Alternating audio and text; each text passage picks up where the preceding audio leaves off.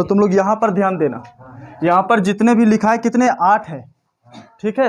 ये 8 अभी का अभी याद हो जाना है सभी को, बहुत ही आसान है। हम लोग देखेंगे चैप्टर 1 हिस्ट्री का है, चैप्टर का नाम क्या है, यूरोप में राष्ट्रवाद का उदय, जिसमें से ये हम लोग देखने वाले हैं कि यूरोप में राष्ट्रवाद का उदय हुआ, लेकिन उस चैप्टर में क्या नए शब्द है, ये जो नए शब्द है ना ये वाला, ये नए शब्द जो है, इन नए शब्दों के बारे में पहले हम लोग जानेंगे।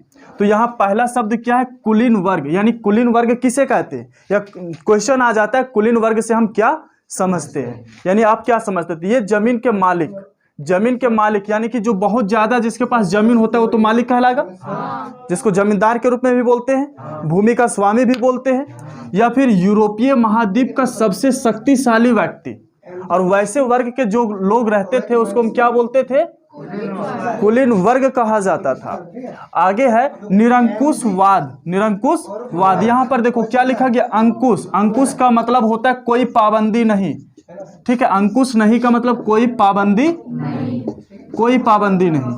तो यहाँ पर देखो कि ऐसी सरकार, एक ऐसी सरकार या शासन व्यवस्था जिसकी सत्ता पर किसी प्रकार का कोई अंकुश नहीं होता, यानी किसी का मतलब कोई ऐसा सरकार है, कोई एक सरकार है, ठीक है, और वो अपने मनचाहे ढंग से जो है सो शासन व्यवस्था को चला रहा है और उसके ऊपर कोई दबाव डाल नहीं रहा, उसका जो भी नियम पारित किया जा रहा है सभी लोग मानने के लिए तैयार है, उसके विपक्ष में कोई भी खड़ा नहीं होता। तो वैसी सरकार को हम क्या बोलेंगे, निरंकुशवाद, ठीक है। वैसी सरकार जो शासन व्यवस्था चलाए लेकिन उसकी सत्ता पर किसी भी प्रकार का अंकुश ना हो, उसे हम क्या बोलेंगे, निरंकुशवाद बोलेंगे।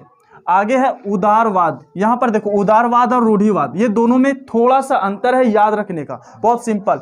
उदारवाद का मतलब उदार दिल वाला, उदार दिल वाला। अब देखो जो उदार दिल वाला होता है किसी को भी दयालु मानते हैं, उसको क्या मानते हैं, दयालु। अगर जो दयालु रहेगा वो किसी को भी अच्छी तरह से मान लेगा, कोई भी चीज को बहुत अच्छा सहायता देगा। लेकिन रूढ़िवादी अपने आप में रूठा हुआ है, जो रूठा हुआ रहता है वो बहुत जिद्दी टाइप से रहता है कि नहीं, किसी का भी बात मानने के लिए बहुत ज्यादा उसे मनाना पड़ता है, बताना पड़ता है, या उसके आगे पीछे घूमना पड़ता है। तो हम लोग देखो उदारवाद के साथ में रूढ़िवाद पढ़ लेंगे पहले। तो उदारवाद क्या है कि ऐसी समूह के समाज जो किसी भी फैसले को स्वतंत्र रूप से मानने के लिए तुरंत तैयार हो जाते हैं। कोई भी फैसला जैसे सरकार बनाए, ठीक है, तो वो फैसला को तुरंत मानने के लिए ये तैयार है कि हाँ जो आप बनाए वो सही है, हम लोग के हित में है, ये सोच बूझ करके ये तुरंत उस चीज को मान लेते हैं और तथा बढ़ चढ़ के हिस्सा भी लेते हैं। ऐसी समाज को हम क्या बोलेंगे, उदारवाद समाज बोलेंगे। अब चलते हैं रूढ़िवाद समाज में। पूरा एक राजनीतिक समाज जो पीढ़ी दर पीढ़ी चले आ रहे परंपराओं को ही मानते हैं, जो पीढ़ी दर पीढ़ी चलते आ रहे जो परंपरा उसी को मानते हैं और नए तरह के परिवर्तन को जल्दी से मान्य नहीं देते हैं। जैसे मान लो अभी हम लोग थोड़ा सा उदाहरण ले लेते हैं खेती पर, क्या ले लेते हैं, खेती बाड़ी पर। पहले खेती बाड़ी हल और बैल से जोता जाता है और किया जाता था, बहुत सारे मजदूर भी लगाए जाते थे, थोड़ा सा खेत में जो अधिक समय भी लग जाता था। अब वही पुराने व्यक्ति को हम बोलेंगे नहीं, ये हल बैल के जगह पर ट्रैक्टर ले आते हैं, क्या ले आते हैं, ट्रैक्टर, और उससे जोत देते। तो क्या बोलेगा कि नहीं, खेती हम परंपरा जो है सो पीढ़ी दर पीढ़ी क्या करते आ रहे, बैल और हल से करते आ रहे, आज हम खेत को जो है सो ट्रैक्टर से नहीं जुतवाएंगे, ऐसे बोलेगा। उसमें खर्चा हो जाएगा, ये हो जाएगा, वो हो जाएगा, बहुत सारे वो नियम कानून उसमें निकालना शुरू कर देगा। तो ऐसे व्यक्ति को हम क्या बोलेंगे, रूढ़िवाद, जो कोई भी फैसले को तुरंत नहीं मानता है। वो सोचता है कि अगर हम इस फैसले को मान जाएंगे तो हम जो परंपरा से करते आ रहे हैं वो उसमें हमारा परिवर्तन हो जाएगा, हमारा धर्म सांस्कृतिक या रीति रिवाज जो भी है वो क्या हो जाएगा, परिवर्तन हो जाएगा, नष्ट हो जाएगा या भ्रष्ट हो जाएगा, ठीक है। तो ऐसे व्यक्ति या समाज को हम क्या बोलेंगे, रूढ़िवाद। अब यहाँ पर देखो जनमत संग्रह, जनमत का मत देखो, जन का मतलब जनता, मत का मतलब उसका राय विचार, जनमत का मतलब, जन का मतलब लोग यानी जनता, मत का मतलब उसका राय या विचार, ठीक है। और उसके बाद संग्रह, संग्रह का मतलब जमा करना या लेना, जमा करना या लेना, यानी कि जनताओं का मत जमा करना या लेना या उससे अधिकार पूछना कि ये चीज सही है या गलत है। तो ये जो है सो निर्णय लेना जनमत संग्रह कहलाता है। यानी कि देखो, जो हम लोग चुनाव प्रक्रिया करते हैं तो ये क्या, एक जनमत संग्रह। जैसे चुनाव के लिए 3-4 प्रतिनिधि खड़े होते हैं यानी नेता के रूप में, उसे हम लोग क्या करते हैं, चुनाव देकर यानी वोट देकर के चुनते हैं। तो वो क्या हो गया, प्रत्यक्ष मतदान हो गया कि नहीं। तो वो क्या क्या हम लोग से पूछ लिया उस वोट के माध्यम से कि किन्हें जो है सो प्रतिनिधि के रूप में चुना जाए, जो हमारे देश के भविष्य को आगे बढ़ाने का प्रयास करेगा और उसके साथ में फिर हम लोग रहेंगे भी ऐसे। तो यहां पर देखो बोला क्या, एक प्रत्यक्ष मतदान जिसके द्वारा एक क्षेत्र की सारी जनता से किसी प्रस्ताव को स्वीकार या अस्वीकार करने के लिए पूछा जाता है। ठीक है, जैसे मान लो किसी को नेता हम बना रहे तो पूछेंगे, ऐसे नहीं कि घर घर जाके पूछेंगे कि आप इसको चुनना चाहते कि नहीं, आप ऐसे चुनना चाहते कि नहीं। वो उसके लिए क्या है, प्रत्यक्ष मतदान। एक दिन रखा जाता है, कोई समय रखा जाता है, कोई डेट रखा जाता है, कहीं जगह दे दिया जाता है, सरकारी बूथ बनाया जाता है, वहां पर उस जगह के निश्चित जो वयस्क लोग हैं वो जाकर के वहां पर वोट देते हैं कि नहीं। एक दिन में सारे उस क्षेत्र के जगह के आदमी लोगों से पूछ लिया जाता है, तो उसे क्या बोलते हैं, प्रत्यक्ष मतदान बोलते हैं। और इसी प्रत्यक्ष मतदान के द्वारा हम किसी भी चीज को स्वीकार या अस्वीकार करते। जिसको ज्यादा वोट मिल जाता है उसका मतलब कि उसको स्वीकार कर रहे हैं कि हाँ उसको प्रतिनिधि बनाने के लिए हम तैयार है। अगर जिसको ज्यादा वोट नहीं मिला यानी अस्वीकार कर रहे, यानी कि वो हमारे लायक यानी हमारे बीच में नेता बनने लायक नहीं है, ऐसा कुछ करते हैं। और इन्हीं सारी प्रक्रिया को क्या कहते हैं, जनमत संग्रह। इसी सारी प्रक्रिया को क्या कहेंगे, जनमत संग्रह कहेंगे। चलो अब यहाँ पर यूटोपिया या कल्पना दर्श, इतना ही से हमारा आंसर मिल रहा है। यूटोपिया तो चलो मान लो कि अगर कल्पना दर्श यहाँ पर नहीं दिया होता, ठीक है, तो यूटोपिया सोचते कोई देश वगैरह का बात बोला जा रहा है क्या, ऐसे सोचते कि नहीं। लेकिन यहाँ पर क्या दिया, कल्पना दर्श, यानी कल्पना करके दर्शन देना या नहीं देना। ठीक है, क्या बोल रहा है, एक ऐसे समाज की कल्पना करना जो इतना आदर्श हो जिसका साकार हो पाना असंभव है। यानी कि अपने आप में, जैसे बोलते केवल भविष्यवाणी करना, ठीक है, केवल भविष्यवाणी कर दिए करे वो चीज़ होना चाहिए, वो होता तो ये होता है, ऐसे मतलब कि मान लो कि हम एक समाज बनाना चाहते हैं या तुम लोग को एक समाज बनाना चाहते हैं, या हम ये सोच रहे कि नहीं तुम लोग को ऐसा ज़्यादा इतना ज़्यादा फैसिलिटी दे, इतना ज़्यादा फैसिलिटी दे, उसमें कम से कम महीना में लाख रुपया खर्चा हो, हर महीना लाख रुपया खर्चा हो। बस ये केवल हम क्या कर रहे, सोच रहे हैं। अगर हम बोले तुम लोगों से कि नहीं जितना भी फीस दे रहे हो उसमें से 10 गुना ज़्यादा बढ़ा के दो, क्योंकि हम महीना में लाख रुपया खर्चा करने वाले हैं आप लोग सभी को प्रबंध करवाने में, कोई भी चीज़ सुविधा उपलब्ध करवाने में, तो ये संभव हो पाएगा, नहीं हो पाएगा। क्योंकि आदमी साल भर में लाख रुपया नहीं जमा कर पाता, क्या एक महीना में हो पाएगा। ये हम लोग के लिए क्या हो गया, एक कल्पना दर्श हो गया, केवल सोचे। तो एक ऐसी समाज की कल्पना करना जो आदर्श हो, ठीक है, लेकिन उसका साकार हो पाना असंभव, यानी कि वो चीज नहीं हो पाएगा। हम जैसे सोच लेंगे कि हाथ में झाड़ू बांध करके और पैर में सूप बांध करके उड़ जाते छत से उछल के, ये केवल क्या किए, कल्पना किए, सपना देखे, लेकिन ये साकार हो पाएगा, नहीं ना हो पाएगा। तो इस प्रकार से एक समाज का कल्पना करना, एक समाज का कि हमारे समाज में सभी लोग पढ़े लिखे होंगे, सब अच्छे खासे होंगे, कोई बीमार नहीं पड़ेगा, सब कोई लिखे पढ़े होंगे, सबके पास नौकरी होगा, कोई भी गरीब नहीं होगा। बोलो ऐसा समाज बन पाएगा, नहीं बन पाएगा। केवल हम क्या कर सकते हैं, सोच सकते हैं, कल्पना कर सकते हैं। तो ऐसी समाज का कल्पना करना हम जो साकार हो ही नहीं सकता, क्योंकि समाज के अंतर्गत लूल्हे लंगड़े भी होते हैं, अंधे बहरे भी होते हैं, अच्छे भी होते हैं, पढ़े लिखे भी होते हैं, पागल भी होते हैं, समझदार भी होते हैं, बुद्धिहीन भी होते हैं, सब होते हैं, तभी समाज बनता है। अगर हम सबको सोचेंगे ना सब बुद्धिमान ही निकले तो ऐसा हो पाएगा, नहीं हो पाएगा। तो ऐसी समाज की कल्पना जो साकार नहीं हो पाएगा उसे हम क्या बोलेंगे, यूटोपिया या कल्पना दर्श। ये हमारे इस चैप्टर के लिए नए शब्द, ये जितने भी है सब नए शब्द के रूप में उभरेंगे। ठीक है, जब चैप्टर पढ़ाया जाएगा तो ये सब सारे शब्द बीच बीच में आते जाएंगे, तो उनके मतलब में समझ जाना है कि यूटोपिया क्या है, रूढ़िवाद क्या है, जनमत संग्रह क्या है, उदारवाद क्या है, निरंकुशवाद क्या है और कुलीन वर्ग क्या है। साथ में क्या बच गया, रूमानीवाद। क्या बचा, रूमानीवाद। तो एक ऐसा सांस्कृतिक आंदोलन जो एक खास तरह की राष्ट्रीय भावना का विकास करना चाहता था।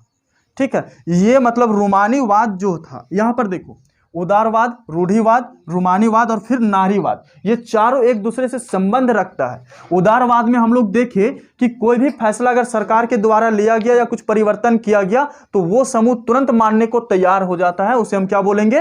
उदारवाद। अगर सरकार के द्वारा कोई सामाजिक कोई भी तरह से परिवर्तन किया गया, कुछ भी लागू किया गया, लेकिन उस चीज को मानने के लिए तुरंत तैयार नहीं हो रहे, उसमें हमें हिचकिच है कि नहीं ये हमारे लिए मतलब हित में होगा या नहीं होगा, इससे फायदा होगा कि नहीं, हम लोग को परेशानी होगा क्या, ये सोचने वाले रूढ़िवाद समाज कहलाते और समुदाय कहलाते। लेकिन रूमानीवाद क्या सोचते? एक अपना हम समाज बनाएंगे, अपना सांस्कृतिक आंदोलन रखेंगे, अपना सांस्कृतिक रखेंगे जिसमें खास तरह का राष्ट्रीय भावना होगा, उसमें सभी को जागरूक करेंगे कि हमारे राष्ट्र में इस प्रकार से होना चाहिए, हम लोगों को आगे बढ़ने के लिए एकजुट रहना चाहिए, सब में राष्ट्रीय भावना होनी चाहिए। इस प्रकार की जो है सो सांस्कृतिक आंदोलन करना किसकी काम है? रूमानीवाद का।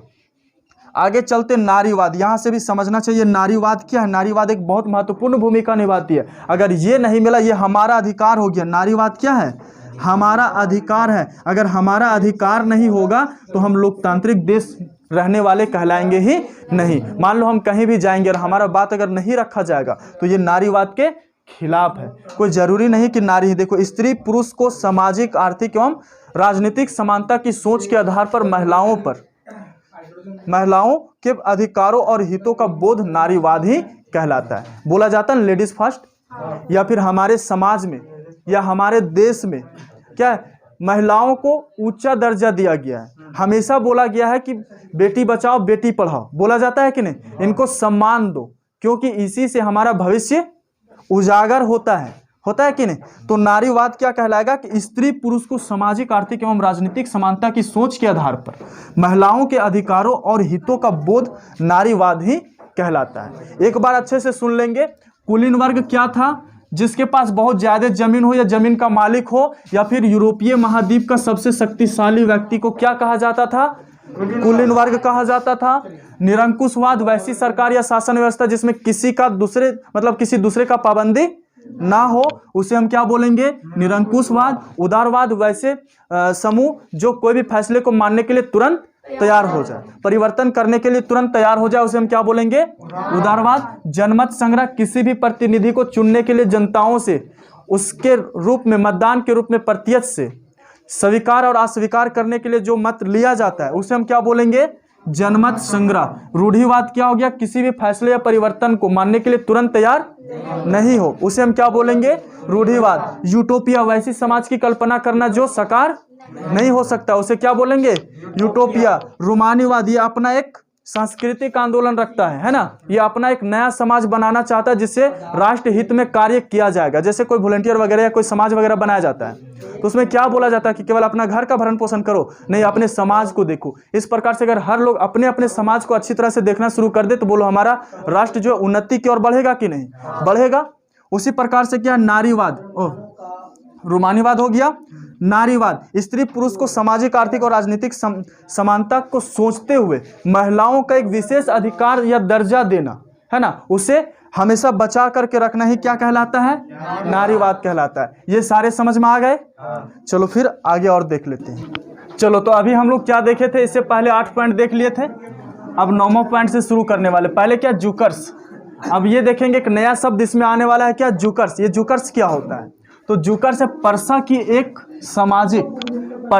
सामाजिक श्रेणी। श्रेणी का मतलब समझ में आता है? समूह। श्रेणी का मतलब समूह। हवा के चलते हैं ना, इसको बैठ के पकड़ो, यहाँ पर करो ना।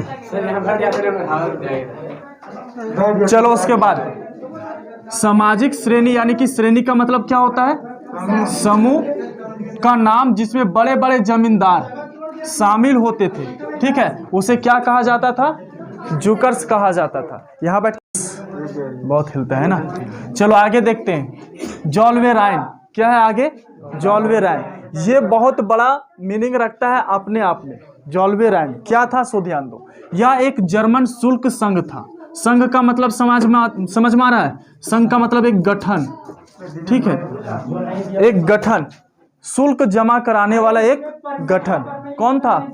जॉल्वेराइन, जिसमें अधिकांश जर्मन शामिल राज्य थे और यह संघ 1834 में परसा की पहल पर स्थापित हुआ था, यानी परसा के कहने पर यह स्थापित किया गया था और इसमें विभिन्न राज्यों के बीच शुल्क अवरोधों का समाप्त कर दिया गया था। यानी कि बहुत से ऐसे राज्य थे उसमें बहुत सारे शुल्क लिया जाता था, जमींदारों से, किसानों से और बहुत सारे लोगों से, व्यापारियों से एकदम मनचाहे ढंग से शुल्क लिया जा रहा था। तो उसको रोकने के लिए क्या बनाया गया, जोल्वेराइन स्थापित किया गया था, एक शुल्क संघ था। ठीक है, इसमें क्या किया गया कि मुद्राओं की संख्या 2 कर दी, जो पहले 20 से भी अधिक थी। यानी 2 करने का मतलब आधा के रूप में कर देना या उससे कुछ कम कर देना। और यह संघ जर्मनी के आर्थिक एकीकरण का प्रतीक भी था।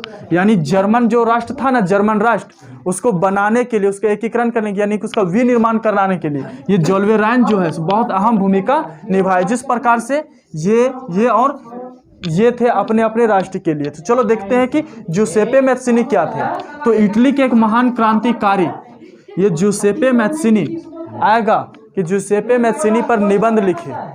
ठीक है, इस प्रकार से क्वेश्चन आता है। तो इटली के एक महान क्रांतिकारी जिसने यंग इटली नामक आंदोलन चलाया था। कौन सा आंदोलन चलाया था? Young Italy. यानी इटली को एक बहुत बढ़िया राष्ट्र बनाने के लिए इन्होंने अपना अहम भूमिका निभाए थे। और ये कौन थे? महान क्रांतिकारी थे। कहाँ के थे? इटली के थे। और जिसके फलस्वरूप इटली में एकीकरण की भावना को बल मिला। यानी कि इन्होंने जिस प्रकार से प्रयास किया तो वहाँ के लोग बहुत आगे बढ़ने का काम किया और वह राजतंत्र के घोर विरोधी थे। जूसेप्पे मैत्सिनी जो थे ना, वो राजतंत्र को बहुत ज़्यादा मतलब कि घृणा करते थे उससे, यानी राजतंत्र को हटाना चाहते थे। राजतंत्र में क्या होता था? केवल राजाओं का सारा अधिकार होता था और प्रजा के पास कोई भी अधिकार नहीं होता था। तो इसलिए जो जूसेप्पे मैत्सिनी जो थे वो राजतंत्र के घोर विरोधी भी थे और इन्होंने ही इटली का एकीकरण करने के लिए यंग इटली नामक का आंदोलन किया था, यानी चलाया था। चलो देखते गैरिबाल्डी के मतलब क्या होता है, ये कौन थे और क्या करवाए थे। तो इटली का महान क्रांतिकारी जो मैत्सिनी का सहयोगी व समकालीन था, यानी इसी के साथ देने वाला कौन? गैरिबाल्डी। ठीक है, गैरिबाल्डी। इन्होंने क्या किया कि उसने लाल कुर्ती नामक सेना तैयार की, जिसकी सहायता से उसने ऑस्ट्रिया को हराया। लाल कुर्ती नामक सेना, उसका सेना जो बनाया गया था उस गठन का नाम ही दिया था। क्या नाम दिया था? लाल कुर्ती सेना। यानी वो लोग का पहनावा भी इसी टाइप का हुआ करता था। उसने इटली की स्वतंत्रता के लिए कई आंदोलन भी चलाए थे। यानी राजतंत्र को हटाने के लिए उन्होंने बहुत सारे स्वतंत्रता संग्राम का आंदोलन चलाए और तब जाकर के ये दोनों मिलकर के इटली का एकीकरण किए। अब पूछा जाएगा इटली का एकीकरण पर संक्षिप्त टिप्पणी लिखे, तो ये दोनों के नाम पर ही लिखना है। ये पूरा लिखेंगे तो हमारा ये हो जाएगा, इटली के एकीकरण पर संक्षिप्त टिप्पणी हो जाएगा। ठीक है, चलो आगे देखते काउर दे कैमिलो। ठीक है, इसका पूरा नाम, या फिर काउर कैमिलो दे काबुर इसका पूरा नाम है। ठीक है, काबुर को इटली का बिस्मार्क कहा जाता है। भारत का बिस्मार्क किसे कहा जाता है? या भारत का लौह पुरुष किसे कहा जाता है? जल्दी बोलो। हाँ, नहीं जानते रहे, सरदार वल्लभ भाई पटेल नहीं जानते रहे। याद हुआ? तो उसी प्रकार से इटली का जो बिस्मार्क था कौन थे? Cavour Camillo de Cavour. ठीक है, काउर कैमिलो द काबुर, ये 2 बार बोलेंगे, काउर कैमिलो द काबुर। ठीक, वह इटली के सार्जनिया राज्य का कौन थे? प्रधानमंत्री थे। उसने सर्वप्रथम अपने राज्य को इटली में मिलाने का कार्य भी किया था, क्योंकि इटली में ये 2 महान क्रांतिकारी थे जो इसका एकीकरण करने के लिए जुड़े हुए थे। उसी प्रकार से काउर कैमिलो दे काबुर भी इटली में ही मिलने का काम कर रहा था, ताकि हमारा भी राष्ट्र उसमें मिलकर के कुछ नई तरह से एकीकरण कर पाए। आगे चलेंगे बिस्मार्क। ये सुना ना बिस्मार्क? क्या होता है बिस्मार्क? जर्मनी के इतिहास में अद्वितीय स्थान प्राप्त है। उसने जर्मनी के एकीकरण के लिए रक्त तथा लोह की नीति अपनाई। रक्त तथा लोह की नीति अपनाना बिस्मार्क कौन कहा जाता है? जो पूरी तरह से स्वतंत्रता पाने के लिए वो बोलेगा या तो मरेंगे या तो मारेंगे, लेकिन संघर्ष करेंगे और स्वतंत्रता को पाएंगे, ले करके ही रहेंगे, हाथ में रखेंगे। वो हो गया रक्त तथा लोह की नीति अपनाना। और उसके प्रयासों से ही जर्मनी का एकीकरण संभव हुआ। ठीक है, वैसे व्यक्ति को हम क्या बोलेंगे? बिस्मार्क। ठीक है, और ये नाम भी है, बिस्मार्क क्या है? नाम भी है। तो इस प्रकार से इस चैप्टर में जो मुख्य मुख्य पॉइंट आने वाला था, मुख्य मुख्य शब्द जो नए तरीका से था, उसे हम लोग कंप्लीट कर लिए। आगे देख लेंगे कुछ क्वेश्चन आंसर को। ठीक है।